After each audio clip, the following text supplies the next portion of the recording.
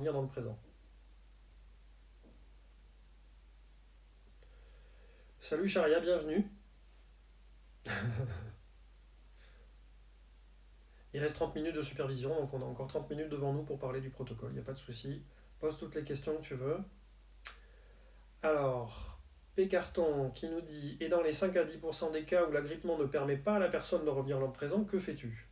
Donc là, je vais utiliser deux autres techniques. Donc, une de mes techniques favorites, c'est l'utilisation d'une balle. Donc, comme je le disais tout à l'heure, moi j'ai toujours des balles, j'ai trois balles que j'ai dans mon cabinet que j'utilise et que j'envoie à mes patients.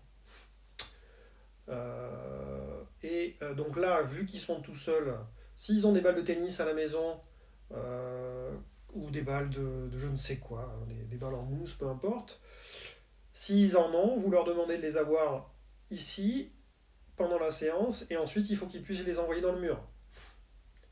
Ok. Donc ils les envoient dans le mur, et oui, Charia, c'est enregistré là.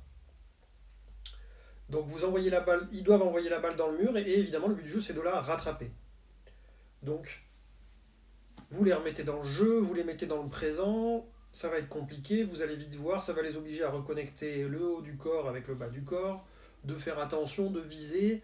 On sort des traumas parce qu'a priori il n'y avait pas de balle de tennis, hein, au moment des traumas, etc., etc., etc. Donc, l'agrippement, si ça ne marche pas après, on peut utiliser la balle. Troisième exercice qui peut marcher, c'est tous les exercices de poussée.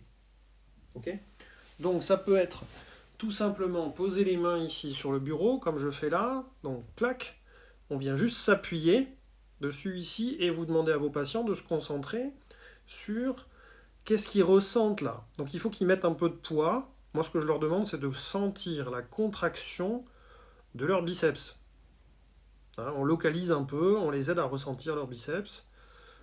Vous savez où c'est, hein, c'est bon. Donc, c'est cette région-là. Ok. Voilà. Donc on veut de la contraction là. Donc on leur demande de se positionner comme ça.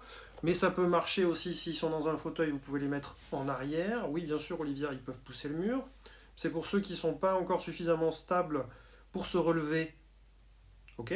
Parce que pour aller au mur, il faut se lever. Ceux qui ne peuvent pas encore se relever, qui ont été bien hypoactivés, qui ont une perte d'équilibre, si vous leur dites bon ben levez-vous, allez sur le mur, ils risquent de se lever, tomber. Donc avant de faire ça, on peut très bien juste, voyez, pousser comme ça. Et en plus, comme ça, vous voyez, on fait un petit peu d'expérience de soutien, au passage. Ou bien derrière, comme ça, donc les mains sur les accoudoirs, ou juste comme je fais là derrière, vous voyez, juste comme ça, clac, et on vient activer. Donc on leur demande pas de faire des pompes, ni de faire des dips, je sais plus comment ça s'appelle. Quand vous êtes comme ça derrière, on leur demande de sentir la contraction. On veut qu'il y ait une activation, il faut qu'ils sentent. Donc ils poussent aussi fort qu'ils peuvent pour sentir. Donc ça va dépendre d'un patient à l'autre. Pas besoin de les faire trembler, de les faire transpirer, etc. C'est pas le but. Okay, le but, c'est de faire revenir suffisamment d'activation. Ça n'est pas de les effondrer de l'autre côté de la fenêtre de tolérance.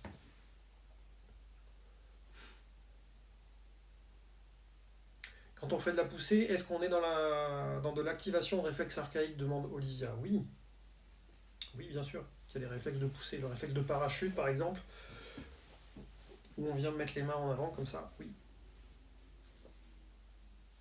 Sous mon cocotier, boire de l'eau et utiliser les mouchoirs en papier. Bien sûr, c'est très bien aussi.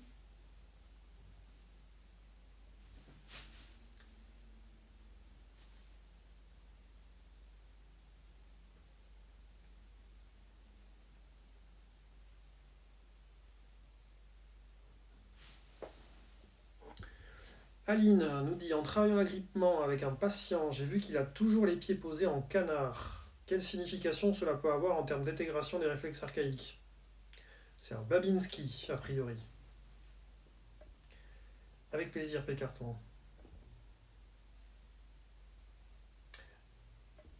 A priori, c'est le réflexe de Babinski qu'il faudrait peut-être aller intégrer.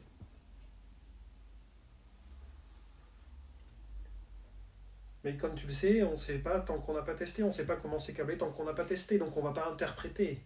Hein. Pourquoi il met ses pieds comme ça, on ne sait pas.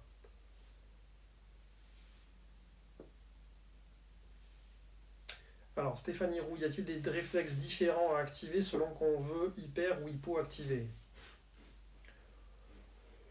Alors oui.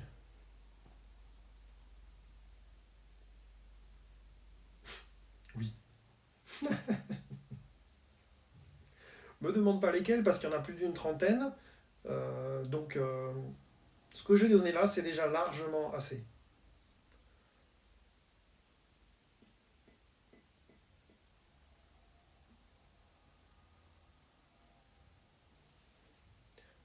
Les réflexes que j'ai donnés là, le jeu de la balle, l'agrippement, la poussée, c'est généralement quand les patients sont hypoactivés.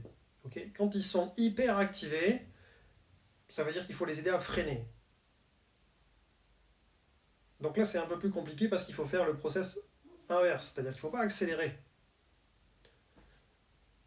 Il faut descendre. Donc toute la difficulté là, c'est d'aller les chercher au niveau d'activation où ils sont. Et quand vous êtes avec eux là, quand ils sont à ce niveau-là, en fait, après, c'est on redescend de 5% ou 10%. Est-ce que vous pouvez relâcher de 5% 10%? Est-ce qu'on peut redescendre de 5% 10%?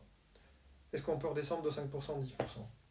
Donc, si j'applique ça, ça veut dire quoi? Ça veut dire que le patient qui est hyper comme ça. Donc ça veut dire qu'il est, normalement, c'est beaucoup dans les bras, c'est beaucoup dans le visage, au niveau du haut du corps, etc. Il y a de l'énergie qui veut sortir. Ça peut être dans les jambes si c'est une pare-chute qui est activée. Quand c'est très actif comme ça, il va falloir faire un exercice de poussée. Donc si on reprend ce que j'ai montré tout à l'heure,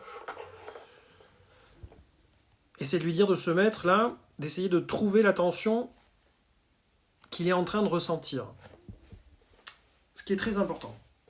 Quand votre patient vous dit là, vous sentez qu'il est hyper, ça veut dire que c'est une hyperactivation, vous voyez, mais qui s'est fait automatiquement. Elle n'est pas volontaire. Il n'a pas décidé de se mettre à ce niveau-là d'activation, d'accord? Il en est là, du retraitement, et il est hyperactif et il faut que vous arrêtiez la séance. Ok? Donc maintenant, il faut l'aider en fait à freiner volontairement.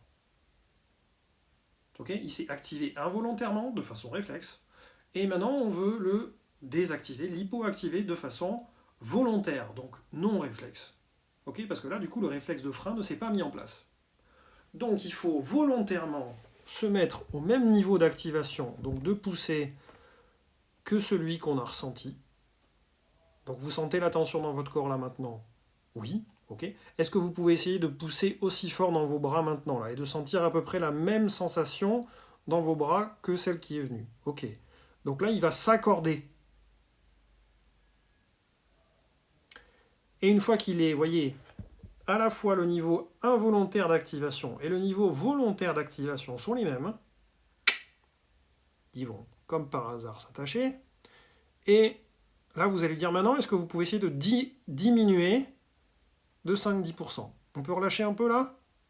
Et donc là, comme ils sont connectés ensemble, qu'est-ce qui va se passer? Et est-ce qu'on peut freiner encore un peu 5-10%? Et vous le redescendez comme ça progressivement. Mais ça ne peut pas se faire si on ne va pas le chercher pour se connecter à l'activation. Celui-là, il demande un peu de pratique quand même. Il faut vraiment que vous soyez à l'aise, vous, au niveau corporel, etc. C'est plus facile en tout cas. Mais c'est totalement faisable.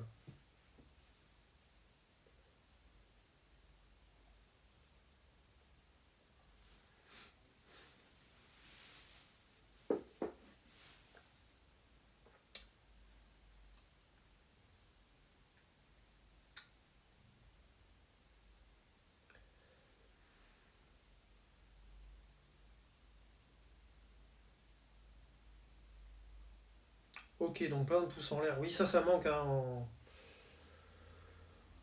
formation EMDR pure, normalement, ça n'existe pas malheureusement. Donc ça, c'est très important. Et oui. Et vous voyez cette histoire donc de involontaire-volontaire, c'est pour ça que c'est important de travailler aussi sur les réflexes archaïques. C'est parce que quand c'est réflexe, c'est le monde de l'automatisme. D'accord? Et dans les activations traumatiques, il n'y a que ça, que des choses qui sont involontaires, qui ne sont pas contrôlées, qui sont automatiques. Et les patients perdent le contrôle d'eux-mêmes et ils ne comprennent pas ce qui se passe et ils commencent à rentrer en conflit avec eux-mêmes, etc., etc. Alors, et si hyper proposé de respirer type cohérence cardiaque? Oui, bien sûr. Quelle est l'idée de la cohérence cardiaque? C'est de rééquilibrer le système sympathique et parasympathique, d'accord? Puisqu'on inspire à 5 secondes et on expire